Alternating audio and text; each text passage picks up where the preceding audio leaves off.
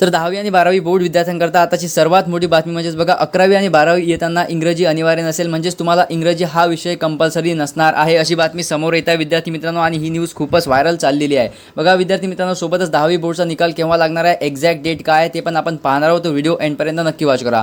सोबतच बघा शालेय अभ्यासक्रमातील इंग्रजीचे बंधन शिथिल असा प्रश्न निर्माण होत आहे. सोबतच राज्याचा हा अभ्यासक्रम आराखडा जाहीर झालेला आहे. तर विद्यार्थी मित्रांनो, खूपच लवकर याला सुद्धा परवानगी मिळू शकते. बघा मराठीच्या सक्ती संदर्भात सुद्धा कायदा करण्याची मागणी केलेली आहे विद्यार्थी मित्रांनो. आणि बघा 12वी पर्यंत मराठी विषय सक्तीचा करा अशी सुद्धा मागणी करण्यात आलेली आहे. तर तुमचा मराठी विषय राहणार आहे, परंतु तुम्हाला इंग्रजी हा विषय कंपल्सरी नसू शकतो. सोबतच बघा 12वी पर्यंत मराठी हा विषय सक्तीचा करा.